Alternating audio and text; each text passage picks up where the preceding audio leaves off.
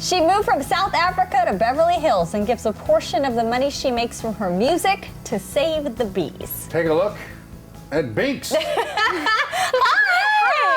How are you? Good. How's it going? Thank you so much for having me today. This is quite an outfit you're wearing. Thank you. I brought you some gifts to go with you my didn't outfit. have to. Thank how you. sweet. So kind. You know, They got a bit smushed on the way here, I think but it's the first time I've ever gotten a flower. Me too. that's Thank awesome. you. Well, I'm glad I could be the first. Okay, so you, I mean, people say they are saving the bees and care about that, but this is like a literal interpretation of it. Yes. Why are you wearing this? So this is something I kind of started after watching David Bowie and really inspired by his alter ego Ziggy Stardust, and I wanted to have my own sort of stage persona that I embody this character on stage. And when I first moved to New York, I needed to separate myself from all the creme de la creme of New York City. So I started wearing a bee outfit. I sewed my first bee outfit to get people to recognize me around open mics because I was going to those every single day. And people did. They started recognizing me and they started calling me the African bee or the South African bee. So that transformed into my alter ego, the African bee. And I've been helping to save the bees ever since. So I've been giving a proceed of my musical download sales to Environment New York to help protect them because it's really important. Obviously, if we lose the bees, we lose humanity. So I mean, what a way to differentiate yourself. And of course, you've got to back it up with your singing, your voice, and I've seen your videos, and they're amazing. Oh, thank you. I appreciate it. Again, dressed in yellow. Yes, yes. Well, it's my signature thing because I feel like bees are my spirit animals. They're good omens for me, and so it's kind of like a full circle thing. It's not only just to save the bees. It's also it definitely feels like it's my spirit, you know. And I'm from South Africa, so I'm representing. Yeah. Okay. I want to talk about the music. So let's talk about how a girl from South Africa comes to the States and makes it. And what is it about your music, do you think, besides the bee and the idea of that, what is it that sets you apart?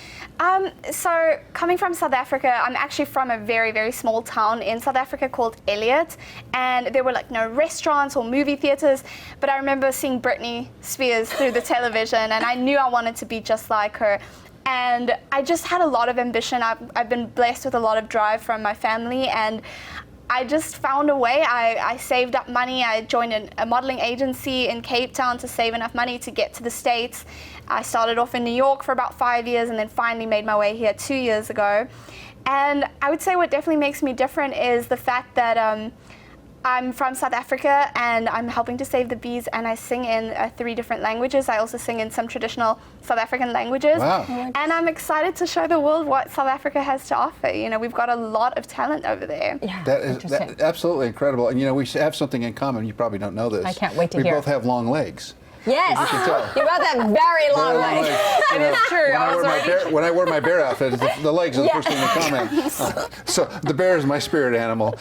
Here's the thing that I see. It's interesting you pick bees because you are a very busy lady. You're very industrious, like a bee. Yes. You kind of work. All right. Too much. So that's part of your your DNA, right? It truly is. I have to.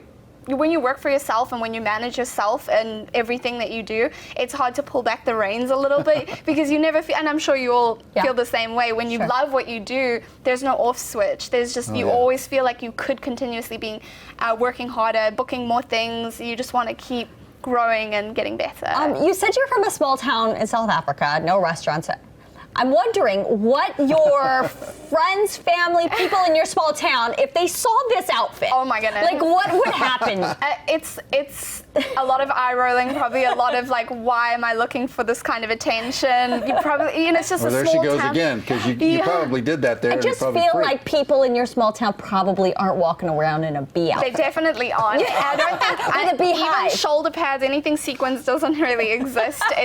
I definitely stick out like a sore thumb, and that's why I knew I was destined to be in a place like Los Angeles. I mean, even here, I'll walk around and not even feel like people are looking at me because there's someone else in a grasshopper outfit or something. Oh no, you fit right in. You'll be fine. No question about fitting in Los Angeles. Yeah, absolutely. All right. But even in my family, I mean, my dad is the crazy, exuberant one, and my mom and my brother are super conservative. So a lot of the times they used to be like, I'd be like wearing unicorn horn bras and things, and they were like, why are you wearing those things?